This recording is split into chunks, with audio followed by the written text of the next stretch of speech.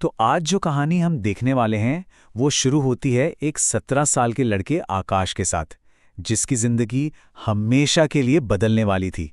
और इसकी वजह थी स्कूल में लगी एक बहुत ही मामूली सी शर्त। तो सब कुछ शुरू होता है एक सिंपल सी शरारत से।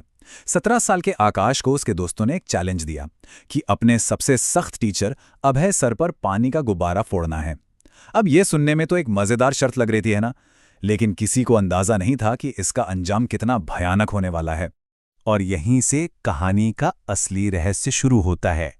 देखिए, आकाश के जो मैथ्स टीचर थे अभय सर, वो अपने गुस्से और सख्ती के लिए पूरे स्कूल में मशहूर थे। लेकिन पिछले एक हफ्ते से वो जैसे कोई और ही इंसान बन गए थे। उनका सारा गुस्सा, सारी सख्ती गायब हो चुकी थी और उसकी जगह एक अजीब सी डरावनी सी शांति ने ले ली थी। ये बदलाव इतना अचानक था, इतना अजीब था कि आकाश को सच में घबराहट होने लगी थी।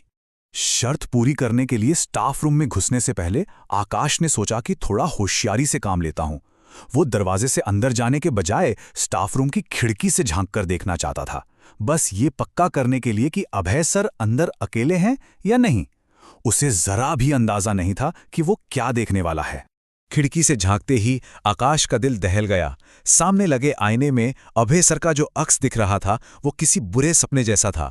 उनका चेहरा बिगड़ने लगा, उनकी नाक लटक गई, आंखें जैसे बाहर की तरफ निकल आई, और जब वो कुछ बोले तो मुंह से एक नहीं बल्कि 3 अलग अलग आवाजें निकली, एक आदमी की, एक औरत की और एक बच्चे की। आकाश उसी पल समझ गया, ये उसके असली टीचर नहीं है, ये कोई और है। आकाश भागकर अपने दोस्तों के पास गया, उन्हें ये डरावनी बात बताई, लेकिन हुआ क्या? उन्होंने उसका मजाक उड़ाया। सबको लगा कि वो शर्त हारने के डर से बस बहाने बना रहा है, कहानियां गढ़ रहा है। अब आकाश एकदम अकेला पड़ गया था। उसे ये खुद ही साबित करना था कि उसके टीचर की जगह किसी और ने ले ली है। तो अब आकाश ने छोटी छोटी चीजों पर ध्यान देना शुरू कर दिया। सबसे पहले उसने देखा कि अभय सर की हैंडराइटिंग बिल्कुल बदल गई है। फिर उसने नोटिस किया कि उनके कान के पीछे एक पुराना चोट का निशान था जो अब गायब था। और सबसे बड़ा सबूत तो तब मिला जब आकाश ने उन्हें उनकी फेवरेट मिठाई पेड़ा ऑफर की तो उन्होंने उसे छुआ तक नहीं। ये सारी बातें असली अभय सर के बर्ताव से बिल्कुल उल्टी थीं।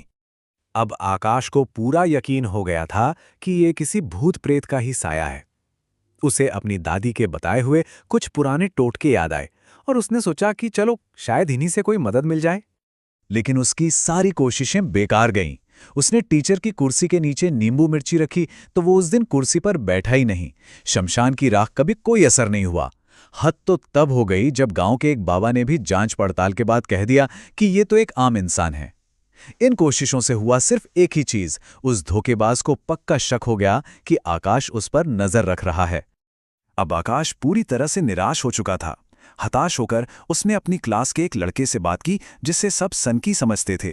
उस लड़के ने न सिर्फ आकाश की बात पर यकीन किया बल्कि वो उसे अपने दादाजी के पास ले गया, जो एक रिटायर्ड प्रोफेसर थे और इन रहस्यमयी चीजों के बारे में बहुत कुछ जानते थे। प्रोफेसर ने पूरी बात सुनते ही समस्या को पहचान लिया। उन्होंने समझाया कि ये कोई भूत प्रेत नहीं है बल्कि उससे कहीं ज्यादा खतरनाक चीज है।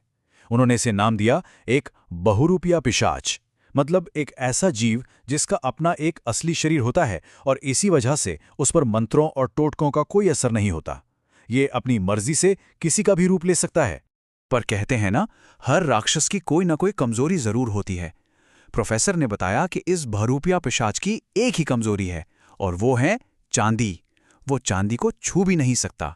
अब इस बात को आजमाना था तो आकाश ने एक किताब के पन्ने में एक छोटा सा चांदी का घुंघरू चिपका दिया। क्लास में जैसे ही टीचर ने वो किताब खोली, चांदी को छूते ही उसे जैसे बिजली का झटका लगा और उसने दर्द से चीख कर किताब फेंक दी। टेस्ट तो सफल रहा, लेकिन अब एक और बात हो गई थी। पिशाच को भी ये कंफर्म हो गया था कि आकाश उसका असली राज जान चुका है। तो अब सवाल ये था कि इसे हराया कैसे जाए। प्रोफेसर ने बताया कि पिशाच को मारने का सिर्फ एक ही तरीका है। पहले उसे चांदी की चीजों से कमजोर करो और फिर एक चांदी के खंजर से सीधे उसके दिल पर वार करो।